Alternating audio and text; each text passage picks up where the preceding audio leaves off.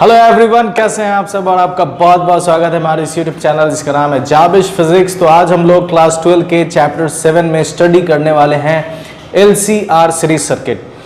LCR series circuit एक ऐसी AC circuit है जिसमें हम लोग इंडक्टर, रेजिस्टेंस और कैपेसिटर इन तीनों को कंबाइन करेंगे, सीरीज पैटर्न में अरेंज करेंगे और इसके कैरेक्टरिस्टिक्स को समझेंगे। इससे प्रीवियसली हम लोगों ने AC सर्किट में रेजिस्टेंस को डाला था, इंडक्टर को डाला था, कैपेसिटर को डाला था और उनसे रिलेटेड जो कैरेक्टरिस्टिक्स थे उन सारे कैरेक्टरिस्टिक्स को हम लोगों ने समझा था। और इन सारे लेक्चर्स का एक कंप्लीट प्लेलिस्ट बना है जिसका लिंक आपको डिस्क्रिप्शन बॉक्स में मिल जाएगा या फिर यहाँ आई बटन पर मिल जाएगा, तो आप जाकर देख सकते हैं और अपने नॉलेज को बढ़ा सकते हैं। इस वीडियो में हम लोग समझेंगे LCR सीरीज सर्किट। तो सबसे पहले हेडिंग दे देते हैं LCR सीरीज सर्किट। तो सबसे पहले हम एक डायग्राम ड्रॉ करेंगे, ठीक है। एक डायग्राम ड्रॉ करना है। इस डायग्राम में रेजिस्टेंस है, इंडक्टर है और कैपेसिटर है, ठीक है। और तीनों सीरीज में जुड़ा हुआ है। ये रेजिस्टेंस और ये है इंडक्टर, ये कैपेसिटर, ठीक है। ये सीरीज में जुड़ा हुआ है, ठीक है। अब यहां पर अगर हम तीनों को जब हम लोगों ने सेपरेटली समझा था तो उसमें ये देखे थे कि रेजिस्टेंस वाली सर्किट में करंट और वोल्टेज दोनों साथ साथ है, मतलब दोनों के बीच में फेज डिफरेंस 0 है।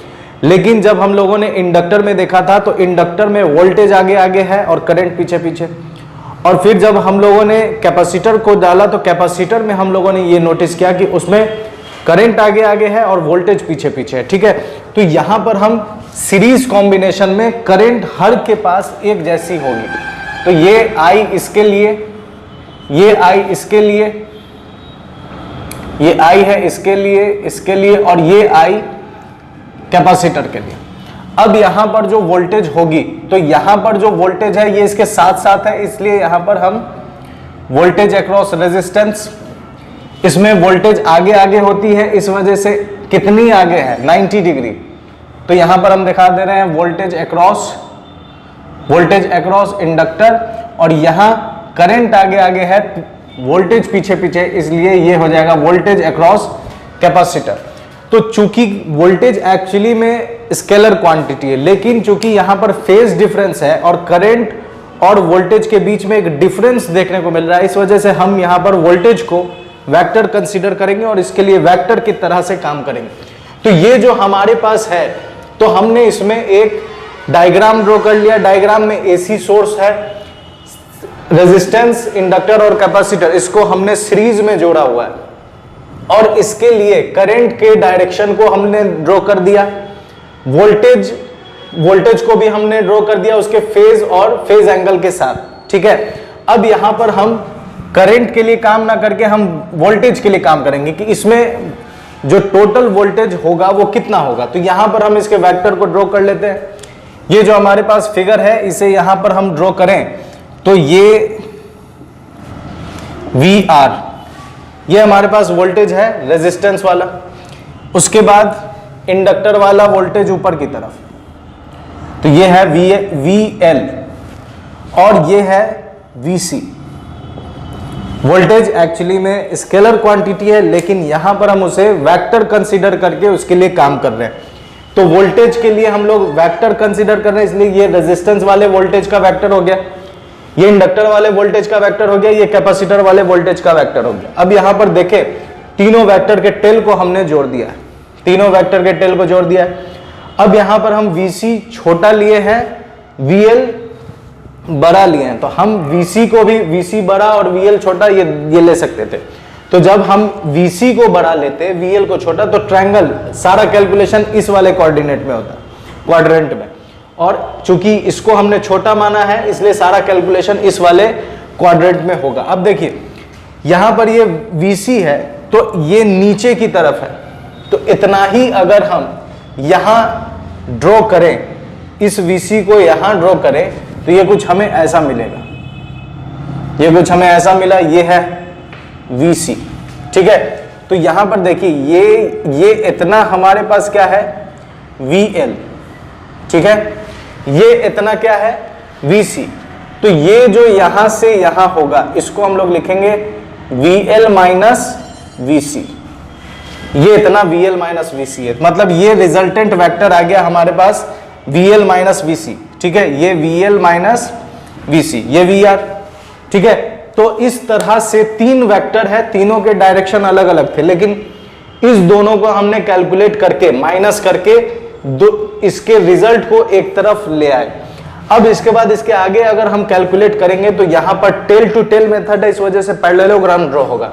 इसके पैरेलल हम यहां पर ड्रॉ करेंगे, तो ये हमें मिला क्या, VL माइनस VC, ठीक है। इसके पैरेलल यहां ड्रॉ करेंगे तो ये हमें मिलेगा VR। तो चूंकि ये पैरेललोग्राम है, अब इसका रिजल्टेंट क्या होगा, तो रिजल्टेंट हम यहां ड्रॉ कर रहे हैं, ये इसका रिजल्टेंट। तो ये जो रिजल्टेंट है ये हमें V मैक्सिमम या V टोटल मिल रहा है। तो ये V टोटल अगर हम निकालें तो कैसे निकालेंगे, देखिए ये एक ट्रायंगल है जिसमें यहां पर 90 डिग्री बन रहा है। तो इस ट्रायंगल का ये हाइपोटेनस हो गया, ये परपेंडिकुलर हो गया, ये बेस हो गया। तो V टोटल के लिए जब हम काम करेंगे तो क्या होगा काम, देखिए फ्रॉम फिगर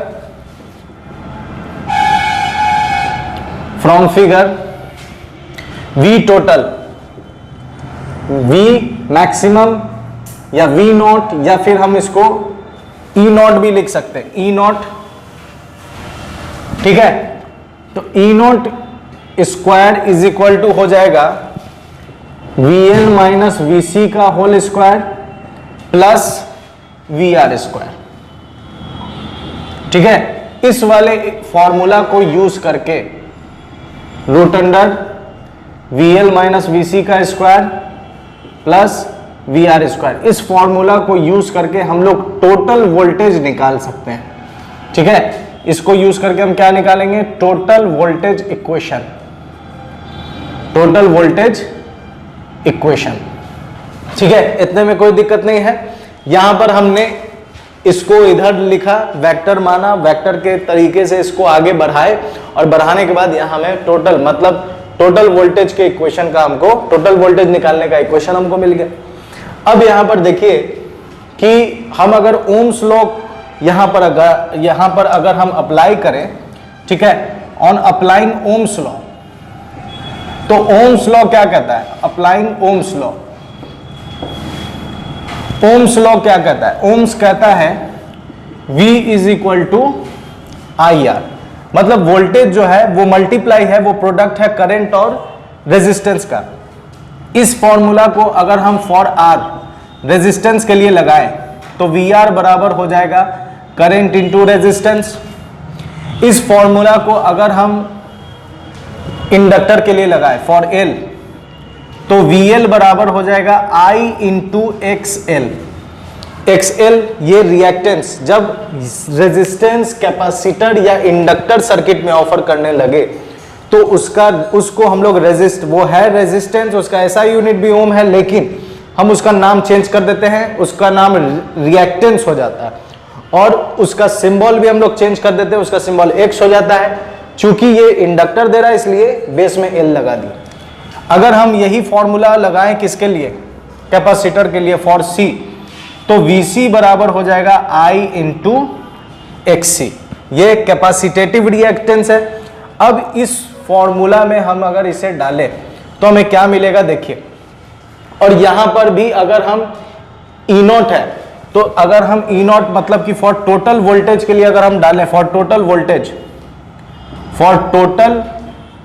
वोल्टेज, ठीक है, फॉर टोटल वोल्टेज, तो E नॉट बराबर हो जाएगा I इंटू R मैक्सिमम, ठीक है, I इंटू R मैक्सिमम, ठीक है। अब हम इस सारे वैल्यूज को यहां पुट कर देते हैं, सारे वैल्यूज को यहां पुट करेंगे तो देखिए क्या मिलेगा।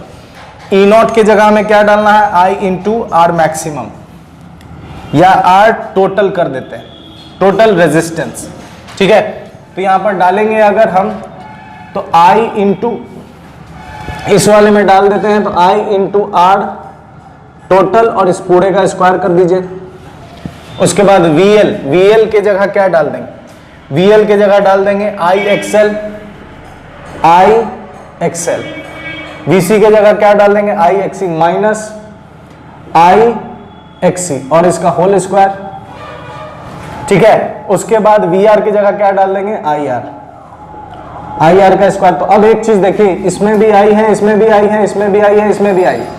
तो अगर हम इस सब में से आई को कॉमन कर लें तो आई को कॉमन करेंगे तो इसके साथ कैंसिल हो जाएगा। तो आर टोटल यहां हमें मिलेगा एक्सएल माइनस एक्सी का स्क्वायर प्लस आर स्क्वायर। तो ये जो हमें रेजिस्टेंस मिला है, ठीक है, ये है टोटल रेजिस्टेंस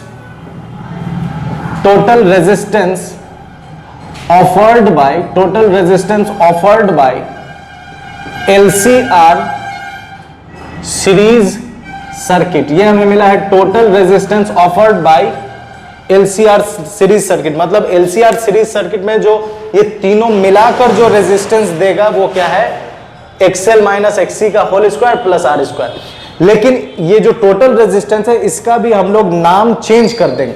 यहां जो ये टोटल रेजिस्टेंस है, इस टोटल रेजिस्टेंस को हम लोग कहेंगे इंपीडेंस। इसको हम लोग क्या कहेंगे? इंपीडेंस, ठीक है। इसका सिंबल क्या हो जाएगा? तो इसको हम लोग दिखाएंगे Z से। इसको हम लोग किस चीज से दिखाएंगे? Z से। तो यहां हम टोटल रेजिस्टेंस जो R टोटल है उसके जगह हम क्या सिंबल डालेंगे? Z। तो यहां हम लिख सकते हैं Z इज इक्वल टू, ठीक है, Z is equal to XL minus XC का स्क्वायर प्लस आर स्क्वायर, ठीक है। ये हमें मिल गया Z बराबर इंपीडेंस का फॉर्मूला। इंपीडेंस क्या है? तो टोटल रेजिस्टेंस क्या है? Offered by LCR series circuit, ठीक। तो देखिए ये हमें क्या मिल गया? इंपीडेंस। यहां पर स्क्वायर है तो ये भी स्क्वायर होगा और ये भी स्क्वायर होगा। तो Z बराबर फाइनली हम ऐसे लिख सकते हैं root under XL minus XC का स्क्वायर प्लस आर स्क्वायर, ठीक है। ये हमें इंपीडेंस का फॉर्मूला मिल गया। अब एक चीज देखें, तो इस वाले फिगर से अगर हम निकालें, सिर्फ हम किसे निकालेंगे? VL माइनस VC और V टोटल। अगर हम इस VR के जगह इस ट्रायंगल में भी, जैसे हमने इसके इक्वेशन में E0 के जगह ये डाला, VL के जगह ये डाला, VC के जगह ये डाला, VR के जगह ये डाला, अगर ये सेम काम हम इस ट्रायंगल में भी करें तो इसमें भी हमें सिर्फ और सिर्फ क्या बचा हुआ नजर आएगा? रेजिस्टेंस, ये सब बचा हुआ नजर आएगा। तो यहां पर अगर हम एक ट्रायंगल ड्रॉ करें तो ये ट्रायंगल कुछ ऐसा होगा हमारे पास, ठीक है। इस ट्रायंगल में ये वाला, ये जो है, ठीक है, रेजिस्टेंस को दिखा रहा था, रेजिस्टेंस वाले वोल्टेज को दिखा रहा था। तो ये अब हमें दिखाएगा क्या चीज? ये हमें अब दिखाएगा रेजिस्टेंस और ये हमें दिखाएगा एक्सएल माइनस एक्सी। जहां VL माइनस VC लिखे थे वहां एक्सएल माइनस एक्सी, जहां VR लिखे थे वहां R लिख रहे हैं। तो ये हमें क्या दिखाएगा? Z क्या है? इंपीडेंस। तो इस ट्रायंगल को हम लोग कहेंगे इंपीडेंस ट्रायंगल, ठीक है। इसका नाम क्या है? Impedance triangle. अब एक चीज देखें, तो यहां जो टोटल वोल्टेज है ये अगर मान लेते हैं कि ये कितना डिग्री बना रहा है, तो ये अगर मान लेते हैं कि अल्फा डिग्री बना रहा है, ठीक है, ये अगर अल्फा डिग्री बना रहा है किसके साथ? VR के साथ, तो हम इस अल्फा को भी निकाल सकते हैं। अब ये अल्फा क्या है? तो ये अल्फा फेज होगा। ये अल्फा क्या होगा? फेज डिफरेंस होगा। फेज होगा किसके किसके बीच का? तो ये अल्फा फेज होगा रेजिस्टेंस और EMF टोटल वोल्टेज के बीच का, ठीक है। देखिए अगर हम इसे निकालेंगे तो ये कितने कैसे निकलेगा? तो इस ट्रायंगल में हम यूज करेंगे और tan थीटा लगाएंगे, ठीक है। इस ट्रायंगल में अगर हम लगाएं tan अल्फा, इसका एक नेमिंग दे देते हैं OPQ, ठीक है। इस ट्रायंगल में तो यहां लिखेंगे in triangle OPQ tan alpha is equal to, tan alpha अगर हम लगाएं तो परपेंडिकुलर बाय बेस, परपेंडिकुलर कौन हो जाएगा इसके लिए? PQ, और बेस कौन हो जाएगा? OP। तो tan alpha is equal to हो जाएगा PQ। PQ क्या है? VL माइनस VC, और OP क्या है? VR।